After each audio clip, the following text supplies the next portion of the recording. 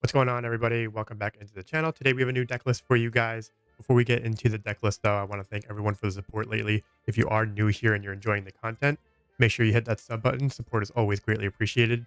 And then also, before we get into things, I want to kind of go over a few things that are going to be happening on the channel. As you guys know, we've been doing a lot of deck lists lately.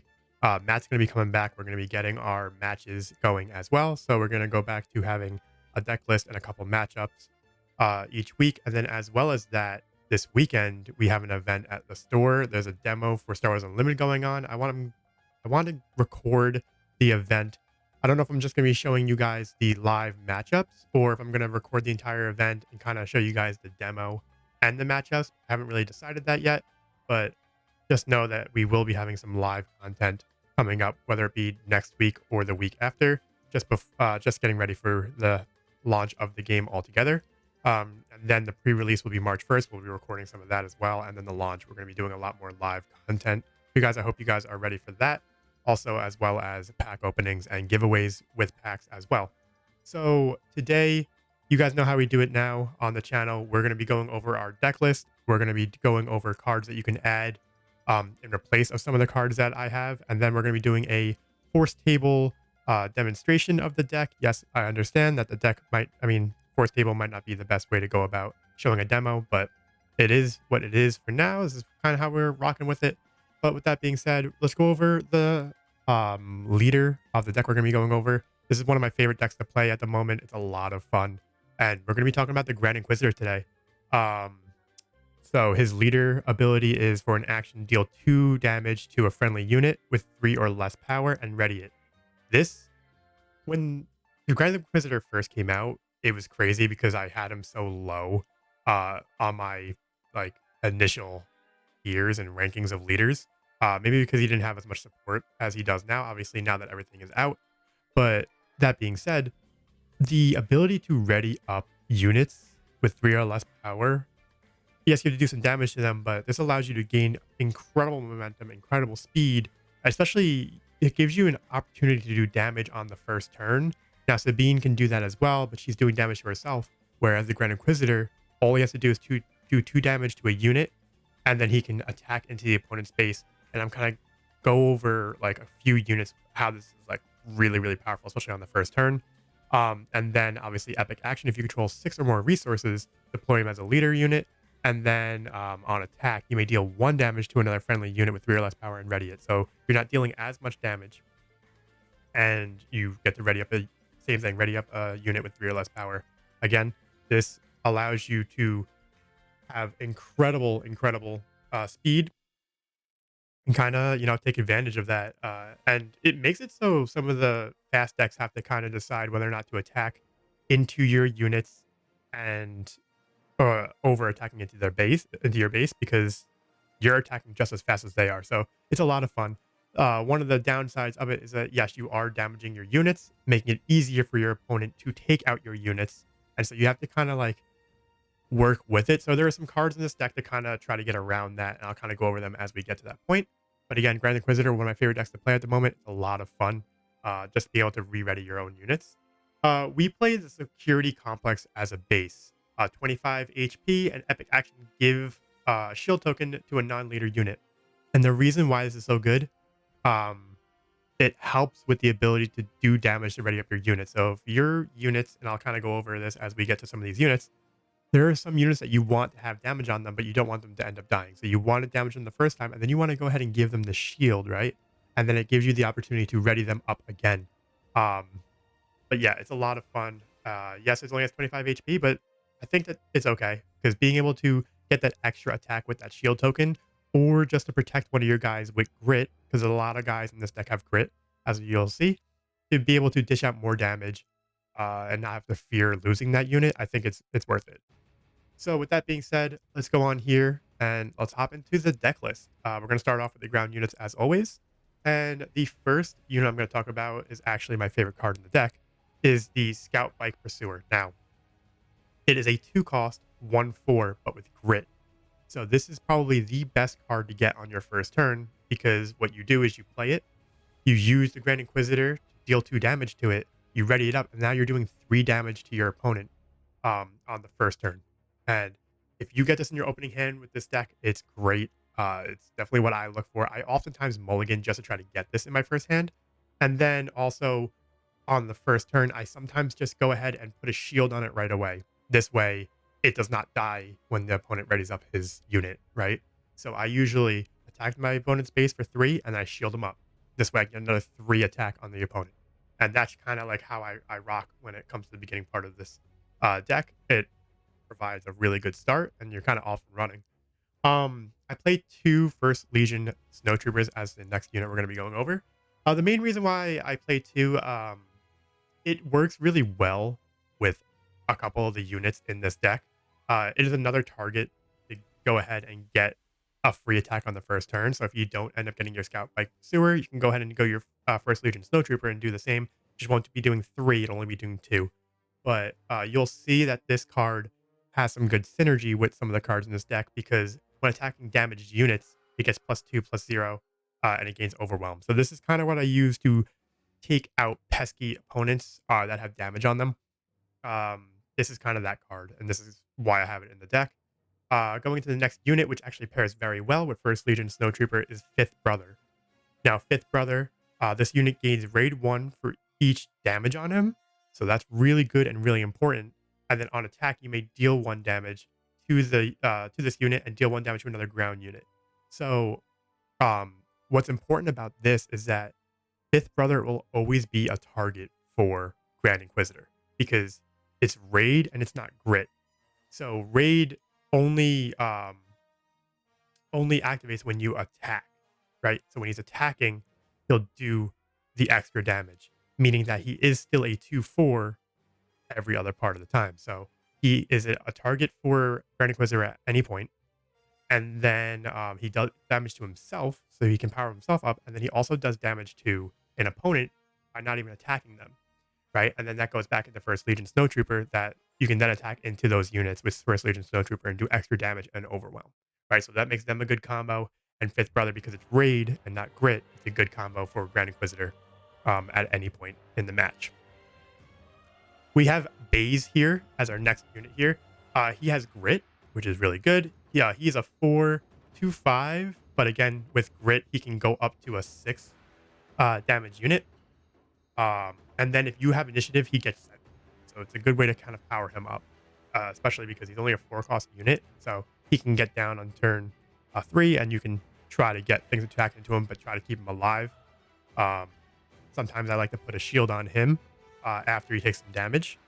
This way, as a sentinel, he's more intimidating to attack into and stuff like that. So he's a lot of fun. He also works with Grand Inquisitor, but only for the first time. You cannot activate his ability on him more than once. So it's just an option. You can power him up using Grand Inquisitor, or you can just use him as a sentinel with initiative to power him up. But it's just another target that gets stronger when you use Grand Inquisitor on him. We had Rugged Survivors. Now, another unit with grit. As you're going to see, a lot of the cards in this deck have grit, mainly because you want to deal damage to your own guys, so you want to get something out of it as well. So not that you're not getting anything out of it because they are re-readying. All these units that we've gone on so far can, at least on the first time, get activated with Grand Inquisitor. So Rugged Survivors, again, can only be used once, but they'll become a 5 power when you do reactivate them, and you can get a pretty good hit on your opponent's base. And if you control a leader unit, you get to draw a card on attack. So that's also really good. It gives you draw power.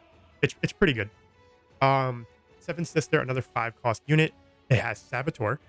When this unit deals combat damage to an opponent's base, you may deal 3 damage to a ground unit opponent controls. So that's really good. You can go ahead and use Grand Inquisitor on this, and you can deal 6 damage in a single turn with that combination. So that's really good. Plus Saboteur, meaning you don't have to worry about those pesky sentinels, as I like to say. But yeah, Seven Sister, really good. We have Academy Defense Walker. It is a sentinel. So kind of like late game, if you need a sentinel on the board, he is a good way to go about that. But also not only that, you're going to have a lot of damaged units if your opponent's not taking them out. And this is where the Academy Defense Walker comes in. When you have 6 resources, you can drop it down and every one of your damage units get an experience token. So that's really good. Sometimes it can be a problem because then, like, not Fifth Brother, because unless he has more than one um, experience token, he won't be able to be reactivated with Grand Inquisitor. But like, you lose access to Seventh Sister being able to be reactivated, um, and anything else with Grit. Obviously, at that point, probably doesn't have the ability to be reactivated, but it's another way to power up your damage units and then give him protection as well because it has Sense. So I thought that was a good addition to the deck. We're running two of those, and I felt like that was a good number because, again, this deck is pretty fast, and very seldom do I get to play Academy Defense Walker because oftentimes when you have 5 or 6 resources, you kind of want to play multiple of the events we're going to be going over and like a couple of the smaller units. So Academy Defense Walker doesn't often get used, but when it does, it does serve a purpose. Getting into our space units, we're running 8 space units in this deck. We have 2 distant patrollers. Kind of wanted to have a weak, not a weak, but a low costing space unit. And I decided to go with distant patroller.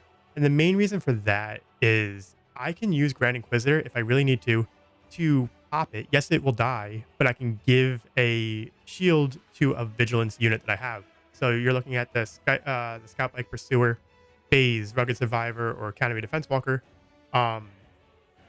Again, the Scout Bike is probably the main target you're going to want to have with this. If you want to make sure that your Scout Bike lives an extra turn after you already give it a shield from your base, you can go ahead and give another one from the Distant Patroller using Grand Inquisitor's ability. Yes, you're not going to be able to reactivate anything on that turn, but it gives you another turn of protection for those Grit units.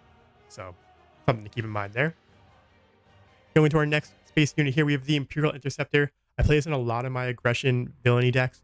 I think that the Imperial Interceptor is really good. When played, you deal 3 damage to a space unit. It kind of gives a little bit of control in space. So I think it's a very good card to play in most aggression villainy decks. And then we have Ruthless Raider.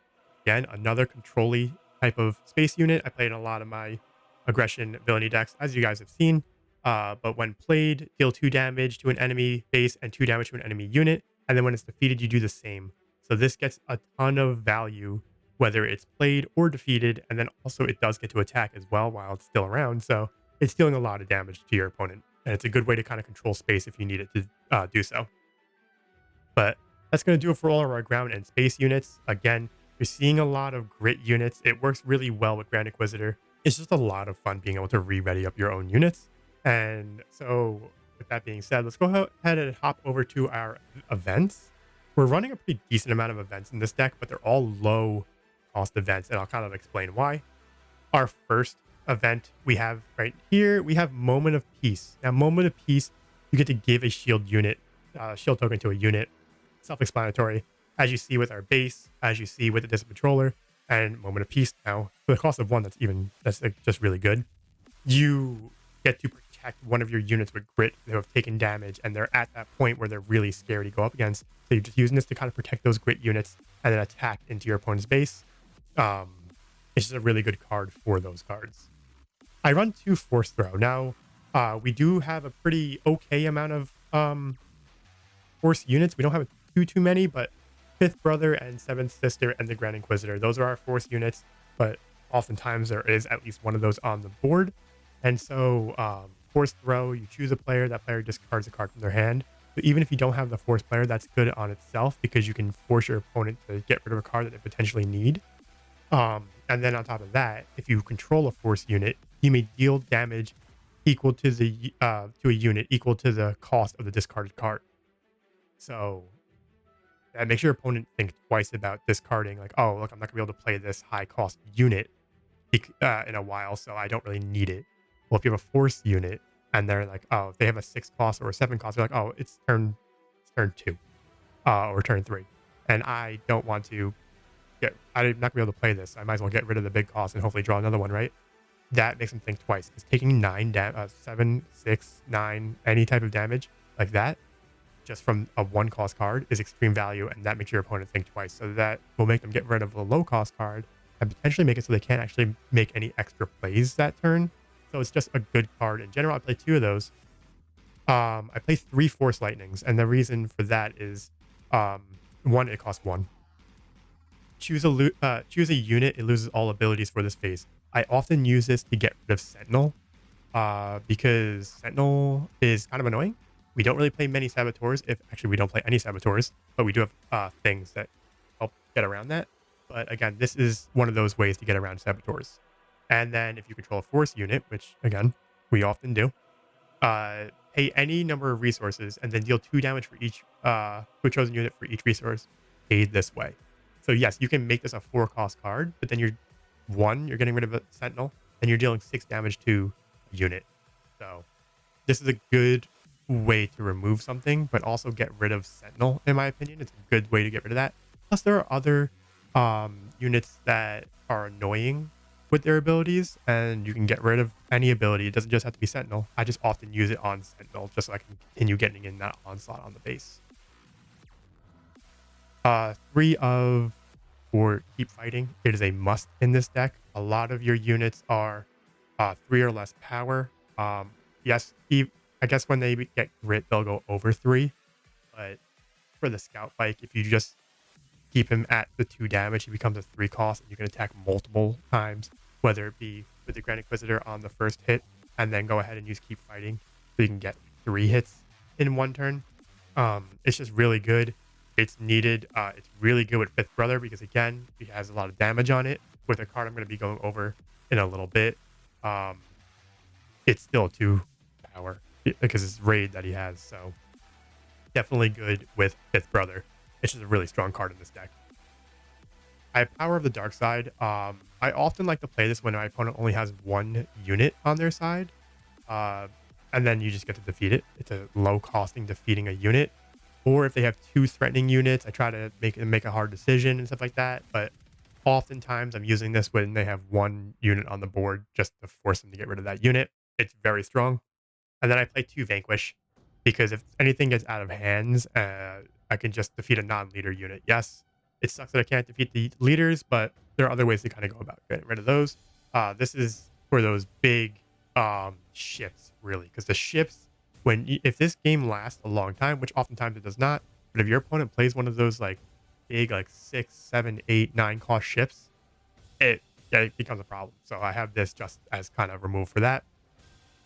And then go over the upgrades. I play 3 Resilient, and again, the reason I do that is because I have a ton of grit units, so it gives them more ability to get even stronger throughout the match. So that's really good. That's the reason why I play 3 of them, plus the 1 cost. So it just makes your units stay on the board longer and makes them even more powerful because I would say at least 50% of our units, if not more, are grit units. So this is a good combination with that. And then our final cards in the deck, we have 2 Infiltrator skills, mainly because we don't have any Saboteurs. So Force Lightning and Infiltrator skills are the ways that we're going to get around those Sentinels, or we can just attack into the Sentinels, but we choose to not do that if we can. So the Infiltrator skill not only gives it a buff, also we can attack through into the opponent's base. We do have 7th Sister for a Saboteur. I know I said we don't have any Saboteur, but we do have the 7th Sister, but this also makes it so we can have some more. But yeah, that's going to do it for the deck list. I love this deck, and obviously, as you guys know, we're going to go over cards in a little bit that you can also put in this deck. Not saying that my deck list is the best. This is just what I find works for me and my play style. So we're going to go ahead and hop over to go over cards that you could add into the deck. Before we do that, I do want to talk about like how this deck works, right? It's a very fast-paced deck, but you're dealing damage to your own guys. So this gives your opponent the opportunity to kind of take them out at any point.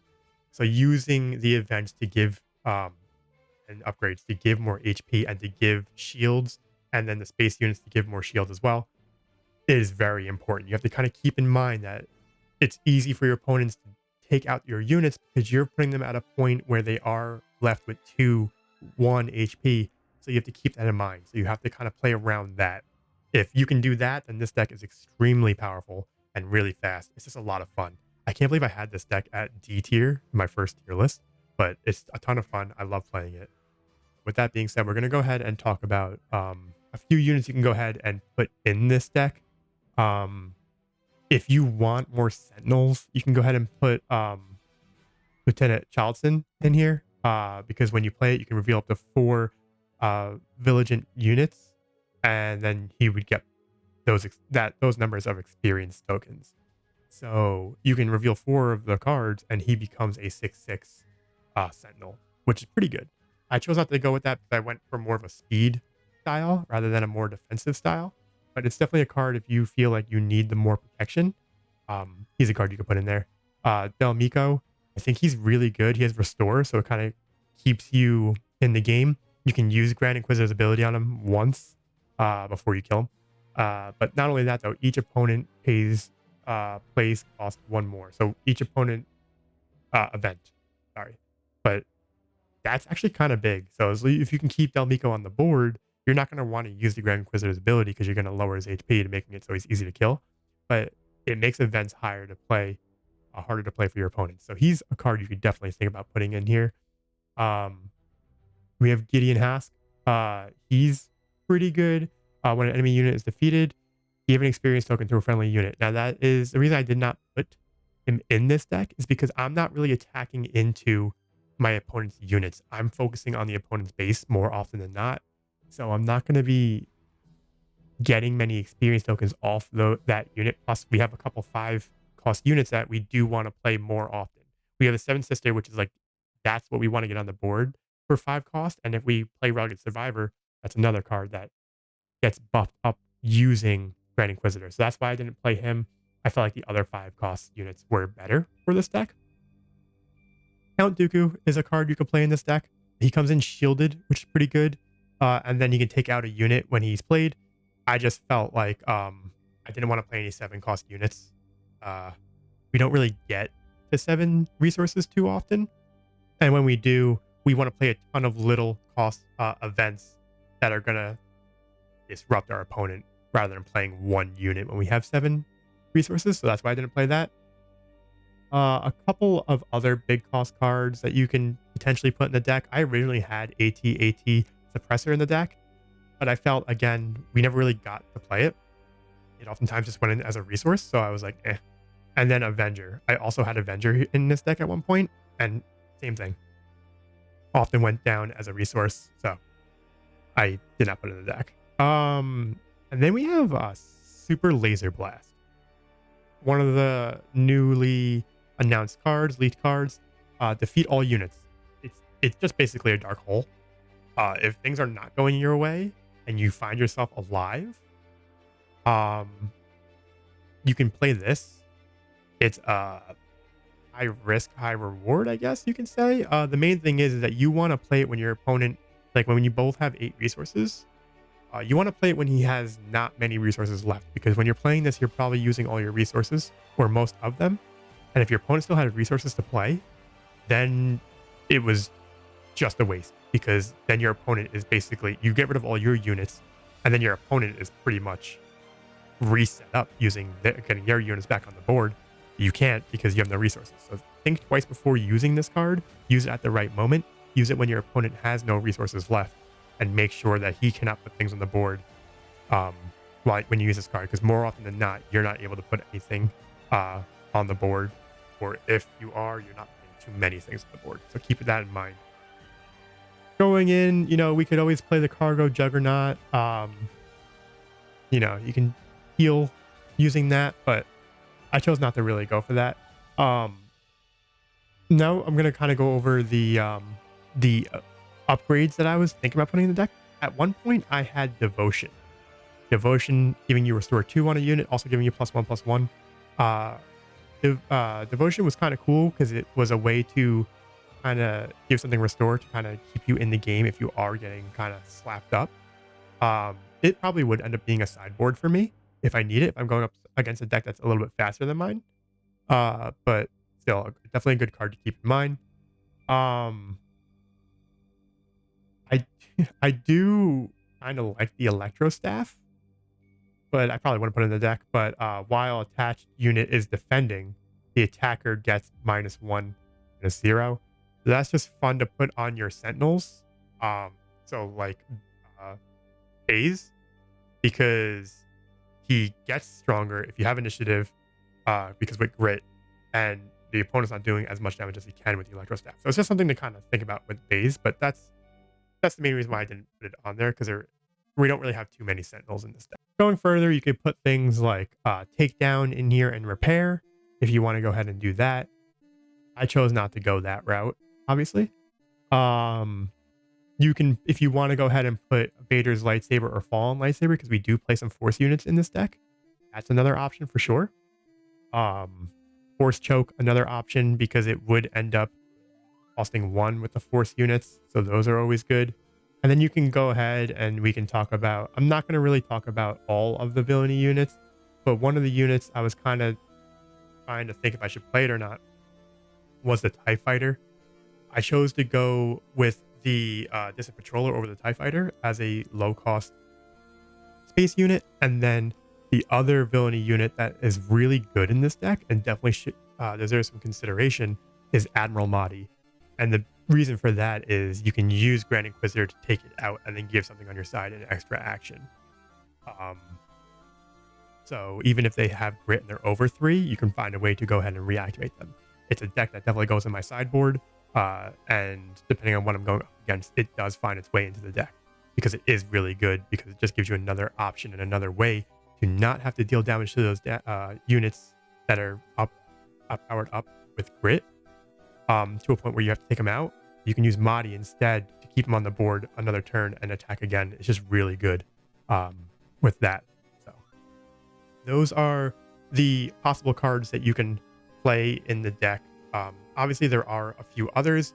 It's just if I went over the same cards over and over again with each villainy and heroic deck, then you're going to pretty much see the same things. I'm trying to make it so they're not repetitive with these insert cards.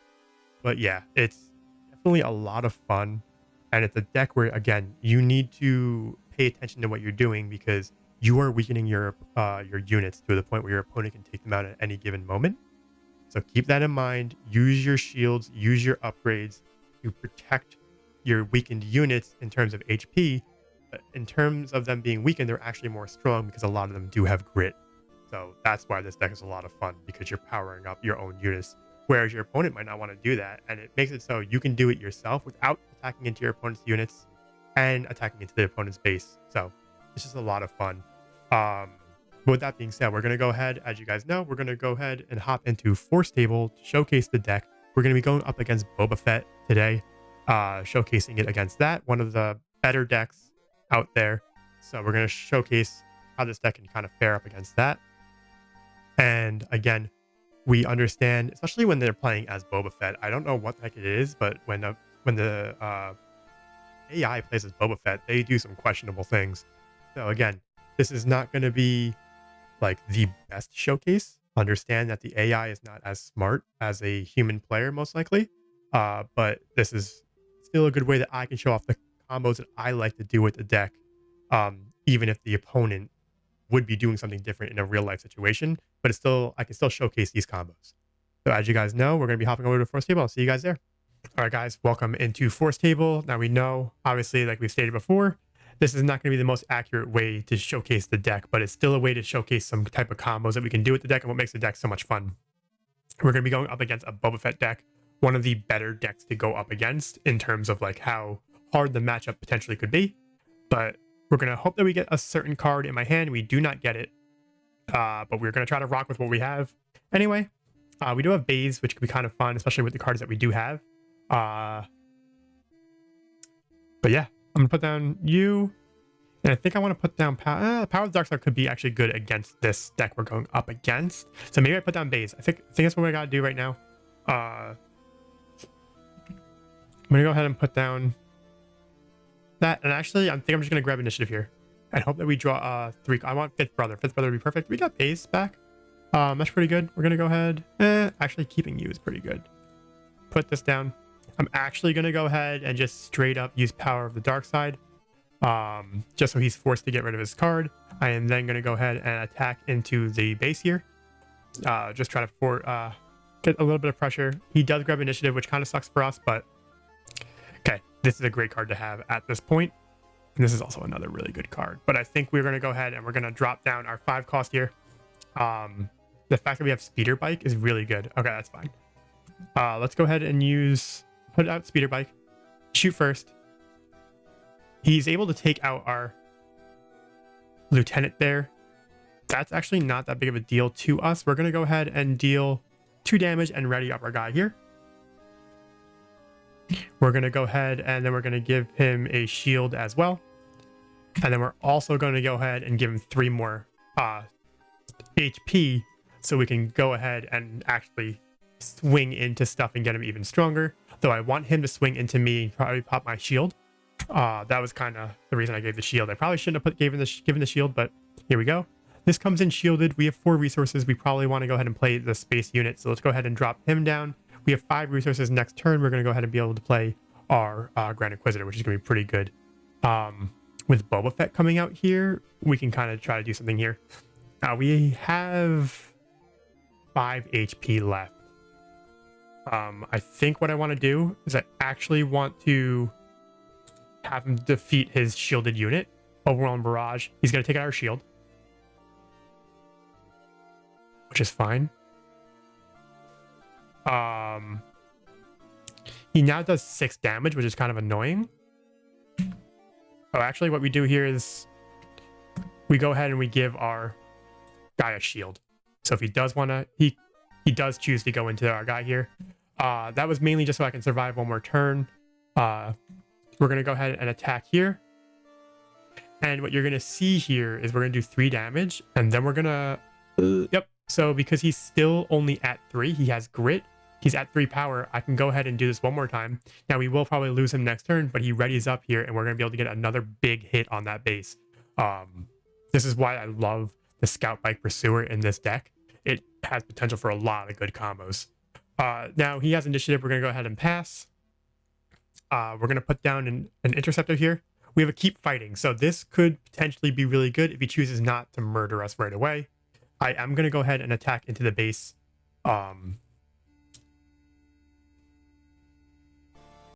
He does attack into my base. This is actually really good. Now we go ahead and we play our keep fighting. I messed up. It's only 3 power less.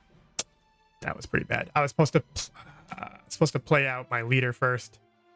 Whatever. But now we just go ahead and we play this. That was a blunder on my part. I was supposed to play out my Grand Inquisitor and then have him attack twice.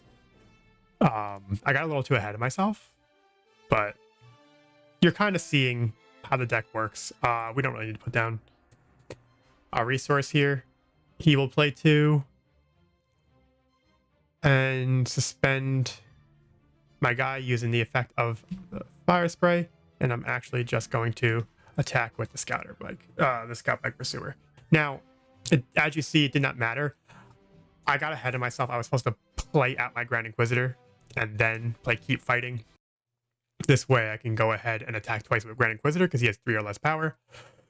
But even with the mistake, it's not even that big of a mistake. It was just me blundering that up. But you see just how good the deck could potentially be. With these power-up cards in the deck, being able to give my units with grit more HP so they can sustain more hits and get even stronger.